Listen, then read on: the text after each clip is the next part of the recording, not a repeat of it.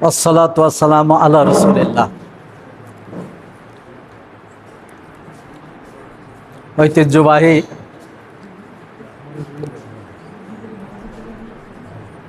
Bagachra doctor awful Uddin degree কলেজের সম্মানিত ভারপ্রাপ্ত প্রিন্সিপাল, সম্মানিত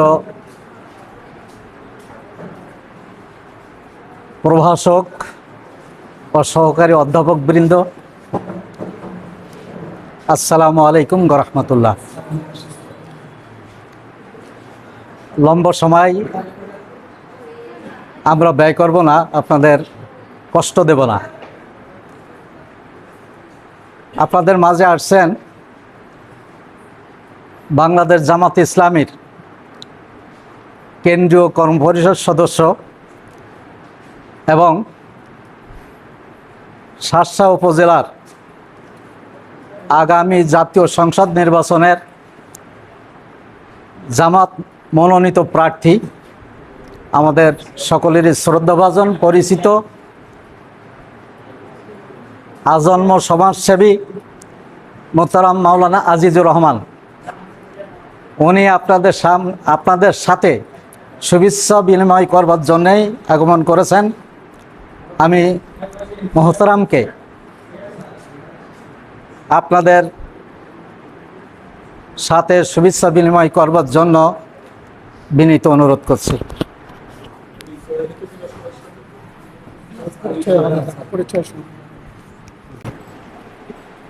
আজকের এই মহতী সমাবেশের সম্মানিত সভাপতি, এই মহাবিদ্যালয়ের সুযোগ্য ভারপ্রাপ্ত প্রিন্সিপাল, আমার পরম শ্রদ্ধেয় বন্ধু জনাব রফিকুল ইসলাম, সম্মানিত শিক্ষকবৃন্দ, শিক্ষিকাবৃন্দ, এর মাঝে আছে অন্তত আমার 6 জন সন্তানের মতো তারাও আছেন। আর আমাদের সাথে এসেছেন আমার ভাই শ্রদ্ধেয় মাওলানা হাবিবুর রহমান, বাংলাদেশ জামাত ইসলামীর যশোর জেলা নায়েবে আমির। এবং আমাদের সাথে, মানে এখন তো আর উনি নাই এখানে, আমাদের সাথে উনিও এসছেন। এই আর আমাদের সাথে আরও আছেন ক্যাডেট মাদ্রাসার সুযোগ্য প্রিন্সিপাল হযরত মাওলানা হাবিবুল্লাহ এবং দারুল আমান শিক্ষা সদনের প্রধান শিক্ষক জনাব নজরুল ইসলাম সহ আরও কিছু সুধী এবং তরুণেরা। প্রিয় ভাইয়েরা, আপনারা আপনাদের মূল্যবান সময় দিয়ে আমাদেরকে ধন্য করেছেন। আমরা কৃতজ্ঞ। আমরা আপনাদেরকে কৃতজ্ঞতা জানাচ্ছি, জনাব প্রিন্সিপাল সাহেব সহ আপনাদেরকে কৃতজ্ঞতা জানাচ্ছি। আমি এসেছি একটু দোয়া চাওয়ার জন্য। বাংলাদেশ জামাত ইসলামী এই আসন থেকে আমাকে প্রার্থী করতে চায়। তো আমার ব্যক্তিগতভাবে জীবনে কখনোই কোনো প্রত্যাশা নাই প্রার্থী হতে হবে, এমপি হতে হবে, এরকম কোনো প্রত্যাশা নাই। আমি যতটুকু কাজ করি এ পর্যন্ত করেছি। আগেও একবার আমি দাঁড়িয়েছিলাম, চেষ্টা করেছিলাম শুধুমাত্র আল্লাহর সন্তুষ্টির জন্য। আমার লক্ষ্য হচ্ছে, যদি আল্লাহ সুযোগ দেন, আপনাদের দোয়া আল্লাহ কবুল করেন, তো শার্শা উপজেলাকে হিংসা হানাহানি মুক্ত করতে চাই। জাতি, ধর্ম, বর্ণ, শ্রেণী ভিত্তিতে অধিকার এবং সম্মান নির্ধারণ, এইটাকে আমি মুছে দিতে চাই। জাতি, ধর্ম, বর্ণ নির্বিশেষে সকলের জন্য অধিকার, সম অধিকার এবং সম্মানের অধিকার সবারই। সম্মানিত ভাইয়েরা, বোনেরা, আল্লাহ যদি আমাকে সুযোগ দেন তাহলে আমি দুর্নীতি থেকে এই উপজেলাকে মুক্ত করতে চাই আমার সকল শক্তি দিয়ে। দুর্নীতি, আমি আপনাদের একটা জিনিস বুঝি যে এই কলেজে একজন শিক্ষককে 2 লাখ টাকার বিনিময়ে, বেশি টাকা বললাম না, 2 লাখ টাকার বিনিময়ে নিয়োগ দেওয়া হলো ওনাকে বাদ দিয়ে, যিনি পাওয়ার যোগ্য তাকে তো বাদ দিয়ে টাকা নেয়। তো যিনি যোগ্য তাকে বাদ দিয়ে একজনের কাছ থেকে 2 লাখ 3 লাখ টাকা নিয়ে নেওয়া হলো। এটা শুধু 2 লাখ 3 লাখ টাকার দুর্নীতি হয় না। ওই শিক্ষকজন যদি এখানে 35 বছর চাকরি করেন, 35 বছর এই যে 5-6টা ইউনিয়নের মানুষ এখানে ছাত্র দেয়, তাদের ক্ষতি করা হলো। 35টা বছর মানে কয়টা জীবন, 2 প্রজন্মকে ক্ষতি করা হলো এই শিক্ষক দিয়ে। এটা আমি উদাহরণ বলে এই কথা বোঝাতে চাই, যেখানেই দুর্নীতি হয়, দুর্নীতি কটা টাকার হয় না, দুর্নীতি হয় জাতি ধ্বংসের কাজ। এই জায়গার থেকে আমরা মুক্তি চাই, চেষ্টা করতে চাই যতটুকু অগ্রসর হওয়া যায়। আমরা আজও গা শিউরে ওঠে যে দেখলে দেখা যায় রাস্তার পরে খুন হচ্ছে, একেবারে দা দিয়ে কোপ মারছে, রক্ত ছুটতেছে। এটা কি দেখেন আপনারা? এটা দেখেন কত বড় অমানসিকতা। এই জায়গার থেকে এই জাতিকে মুক্ত করার জন্য প্রত্যেকেরই তার সবটুকু সাধ্য দিয়ে চেষ্টা করা উচিত।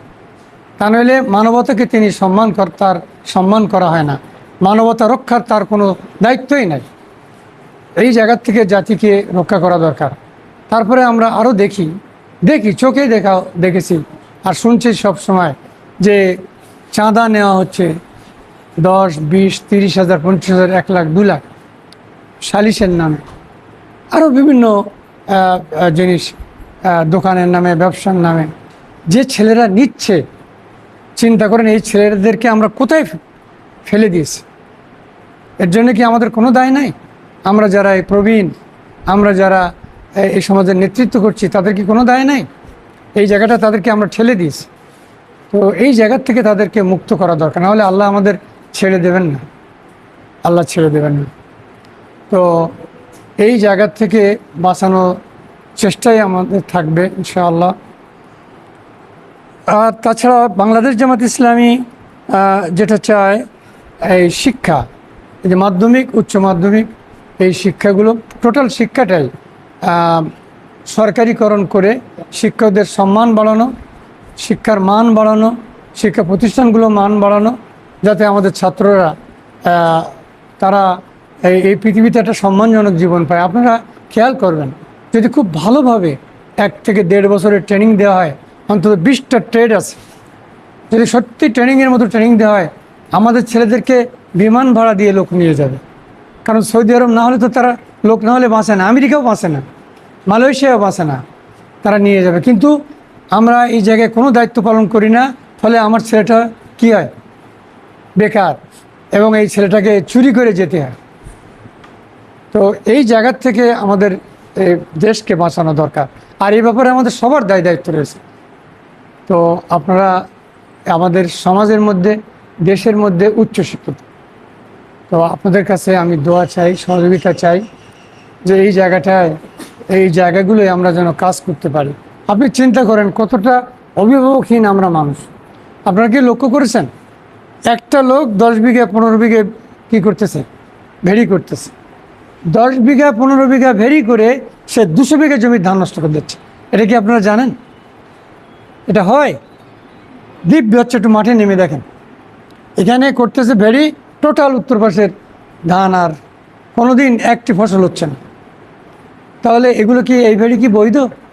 কিন্তু তাই দেখবে কে? দেখছে না কেউ। এর জন্য আমরা অপরাধী হব না? অবশ্যই আমরা অপরাধী হব। ভেড়ি করতে হলে কোথায় করতে পারে সেটা তো নির্দিষ্ট করে দেওয়া হচ্ছে। আপনাকে জানেন এই ভেড়ি করা নিষেধ? ভেড়ি করা সম্পূর্ণ নিষেধ। এটা ভেড়ি করতে হলে জেলার থেকে অনুমতি নিয়ে করতে হবে। কেন অনুমতি নিয়ে করতে হবে? কারণ অন্য মানুষের যেন ক্ষতি না হয়।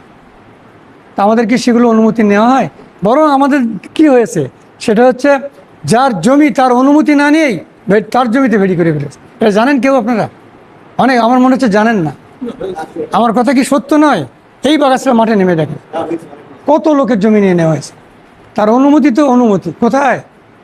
তার জমি নিয়ে ভেড়ি করা হয়েছে। আর এই বললাম, এখানে তো আমি 20 বিঘে জমি ভেড়ি করলাম, কিন্তু 200 বিঘে জমির ফসল নষ্ট করে দিচ্ছি। এইভাবে আমরা আমাদের পায়ে কুড়াল মারছি। আমি একটু সুবিধা নিচ্ছে মনে করতেছি, এটা কি সুবিধা? কালকে আমার ছেলে এই বিপদে পড়বে। পড়বে না আমাদের ছেলেরা, এই বিপদে পড়বে।